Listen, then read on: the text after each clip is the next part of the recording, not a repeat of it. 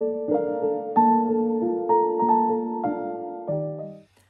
everyone, welcome to Julie Reads Her Bookshelf. I'm Julie, and for those of you who are new to the channel, this is a channel where I read through all of the unread books on my bookshelf behind me until we reach 0.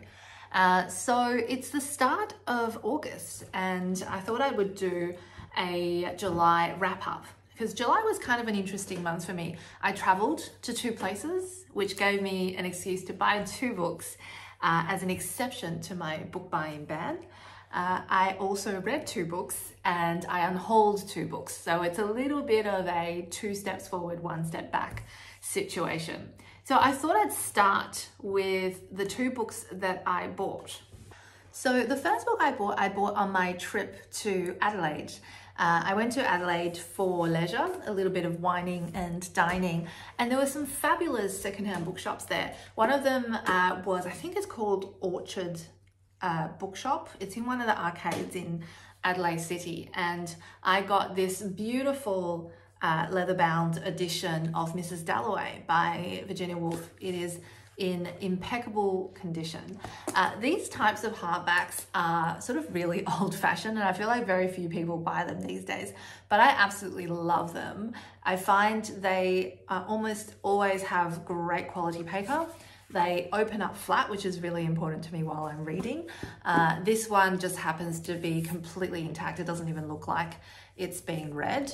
And they always have beautiful kind of end papers. So I just really like the experience of reading these types of hardbacks as a physical object. So I thought I would pick up Mrs. Dalloway. I've never read Mrs. Dalloway. I've read To the Lighthouse by Virginia Woolf, which turned out to be one of my favorite books 2 years ago when I first read it. And I also read A Room of One's Own by Virginia Woolf as well. Again, a favorite. So I really, of the 2 works of Virginia Woolf that I've read, I really clicked with her. So I'm looking forward to sort of making my way through firstly her major works, but also some of the minor works.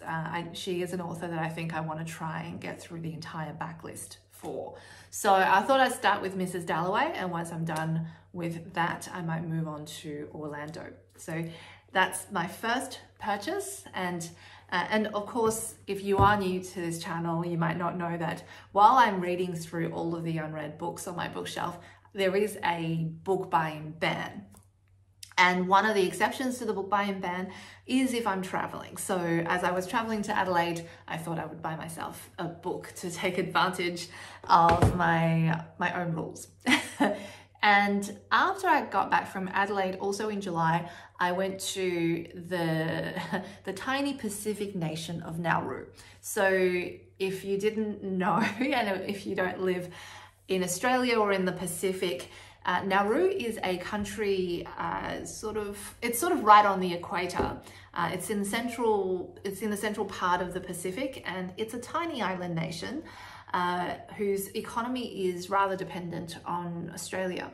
And I was going to Nauru for work and passing through Brisbane. There are no bookstores in Nauru, I should say. But I was passing through Brisbane, and while I was at the airport, I picked up Elena Ferrante's My Brilliant Friend. Now, this is a book that's been on my kind of to read list for quite some time. I didn't end up getting around to it while I was in Nauru because I took another book with me, which I got through basically over the course of that business trip. But I thought that I would take advantage of my own loopholes and exceptions and to get myself a book since I was traveling. So those are the 2 books that I bought in the month of July. And book hauls are kind of a rare thing on this channel because of the book buying ban. So I thought I would savor that moment. Now, on to the books that I read in July. I read 2 books. One of them was about 600 pages and took me 5 days. And the other one was about 300 pages and took me the rest of the month. And it really speaks to how much I liked one of these books and how frustrated I was with the other one. So let's start with the one I liked. And that was the book that I took to Nauru, and that is The Poisonwood Bible by Barbara Kinsolver. So I got the Poisonwood Bible, I want to say probably more than 10 years ago. It's always been it was a really popular book, I should say, around kind of the early Y2K, late 90s. It came out in 1998 and it was an absolute bestseller. And so I had always wanted to read it. It sat on my bookshelf for at least a decade. And I thought that being stuck on an island with limited internet and a lot of free time, I would have a go at it. And I'm so glad, I'm so happy I took this book to Nauru with me, because it was absolutely fantastic. So for those of you who don't know, the book follows the story of the Price family who traveled to the Belgian Congo in kind of in early 60s. The father of the family, Nathan Price, was a missionary from the Baptist church. And he's sort of quite a rigid, violent, and deeply traumatized figure. And the story itself is told from the perspective of the 4 daughters of the family and his wife. And the 4 daughters are very much, for me, the highlight of the book. Each of them has such a distinct voice. The oldest daughter, Rachel, is kind of this really vain, materialistic, and kind of typical American teenager type figure. She's not particularly interested in the local culture. She just wants to go back to the States and have kind of her high school moment there. And the second oldest of the 4 daughters is Leah. And Leah is she's part of a twin. And she is serious, she's intelligent, and she was initially quite religious and obedient to her father. She really looked up to him. And then over the course of the book, she goes through this rite of passage where she sort of loses her faith in both kind of Christianity more broadly, but also in her father. And she sees him for what he is and who he is. So, and later on in the book, she also develops quite an interest in Congolese culture, and feels very much at home in Africa. So that's sort of her story arc, and she's sort of the most serious and eloquent one in the family. Her twin sister, who's the younger twin, is Ada. Now, at the start of the book, Ada is disabled. She doesn't really speak, and she probably goes through the most dramatic change in the family in terms of coming into her own, but also developing a sense of self-esteem that isn't tied up with kind of her identity as a disabled person. And the final daughter is Ruth May, and who is kind of, at the time of the start of the book, she was probably about 5, I want to say. And she's innocent, she's headstrong, she's joyful. And what happens to her in this book really has a great impact on the rest of her family.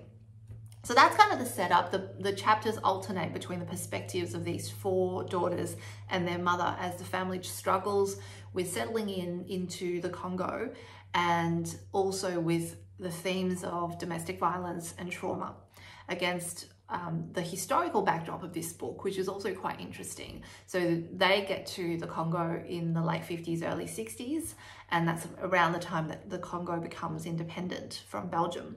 And what I loved about this book was just how rich it was in terms of the different layers and layers of themes. There's themes of colonialism and Western intervention in the Congo. There's themes of domestic violence and trauma and war. There's themes of grief and survivor's guilt. Guilt is actually a really big part of each of these characters and how they view what happened to them both at birth, but also what happened to them during their time in the Congo.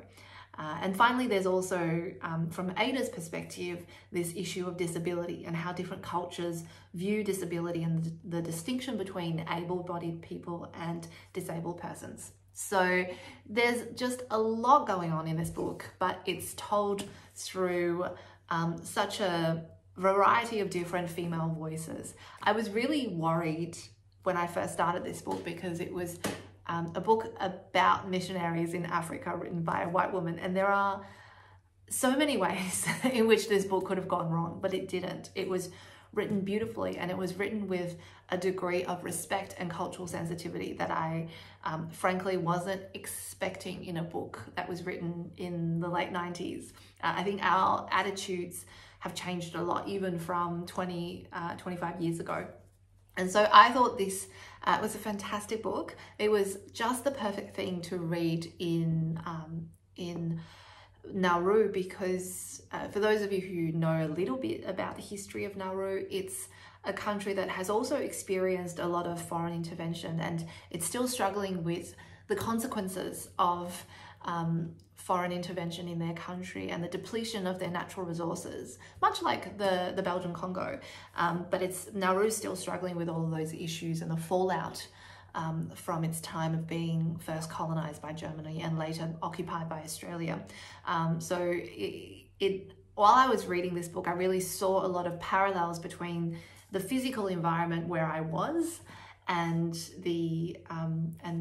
what happened in the book when the Congo became independent from Belgium. So it was a really interesting experience reading this in Nauru because of those parallels. But I also think that it added to the experience even more that, you know, I didn't have great internet connection in Nauru. So a lot of the times I wasn't on my phone in front of my screens, and I was just sort of sitting around in my hotel or on the veranda of my hotel room. Quite often there would be kind of torrential rain because of the tropics in the afternoon. And so while it was raining, I would just be sitting there reading this book and enjoying the warmth of the tropics. So I have a lot of great memories reading this book, and it's probably one of my favorite reads this year so far. The second book I read in July was part of my kind of year of reading French literature, and this is Memoirs of a Dutiful Daughter by Simone de Beauvoir. And this is not a big book, although it's quite dense. There's very little dialogue. It's just kind of pages and pages of prose. But it is a small book. It's about 300 odd pages. And this book, which is over 600 pages, took me, you know, the length of a 5-day trip to Nauru to finish, while this book took me the rest of July because I was just not getting into it for the longest time. So Memoirs of a Dutiful Daughter is the first of 4 volumes of Simone de Beauvoir's autobiography. It covers her life from pretty much her birth all the way to the end of university, and it really kind of showcases her formative years and how she sort of developed intellectually as a young woman.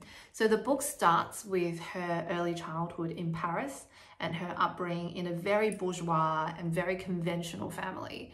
And there's a lot in there in the early parts of this book about her Catholicism and about her expectations of what life would be like for her as a young woman from a bourgeois background.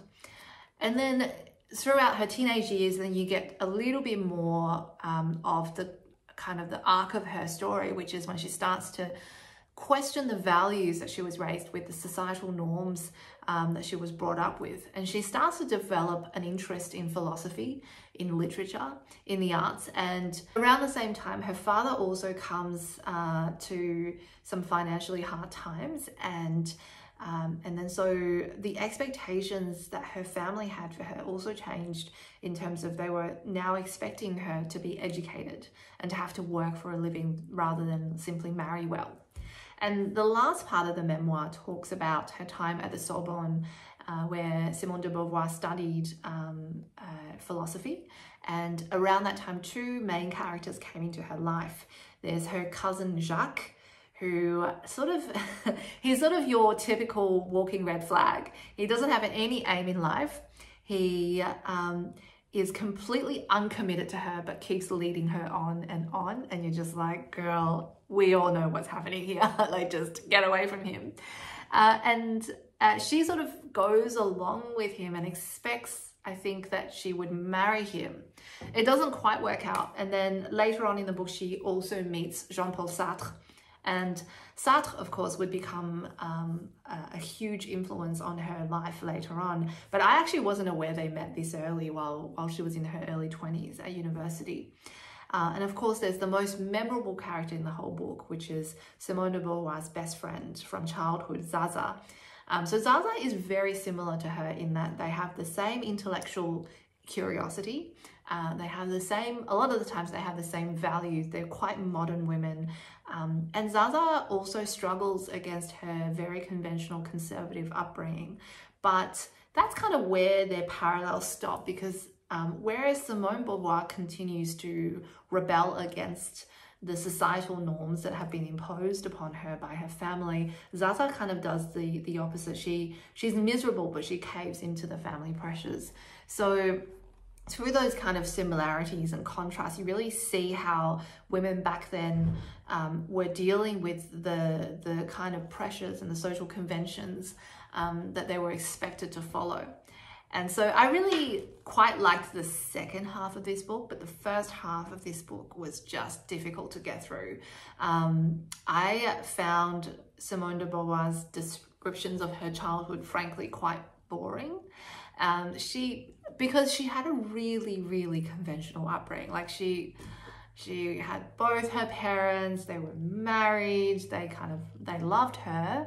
She was very close to her sister. There was no real angst anyway. Like nothing happens in her childhood. She goes to the countryside in summer to visit her grandfather. She loves nature. She loves reading. All of that is great. And makes for a wonderful childhood, but it doesn't make for wonderful reading. So I frankly found the childhood chapters to be really, really boring. It does become slightly more interesting once that setup is complete, because then you see her slowly sort of drifting away from what her family expected of her. But the setup was very long. The setup is at least half the book, and it's also written in quite dense language. So having read this book, I've actually decided to unhaul my other volumes of it. So I actually have two other volumes. I have The Prime of Life, which I think is the second volume, and then the final volume, All Said and Done. I'm missing the third volume in kind of the 4-volume set. And I've actually decided to unhaul these two. So I'm going to take them to the charity shop. I bought these as a set for 50 cents each. And I don't think I looked hard enough at the charity shop when I got these, because I'm sure whoever donated them to charity would have had the third volume as well. But after reading the first one, I just didn't love it enough to commit to another 3 volumes of this. I'm not that interested in Simone Beauvoir's life, I guess. And I also generally struggle with autobiography as a genre. So overall, I didn't hate this book by any stretch of the imagination. I thought it had some things going for it, but it was such a mixed bag that I sort of am not really prepared at this stage to read more from the same series. And so we come to the end of July, and I'm looking back at my annual reading theme.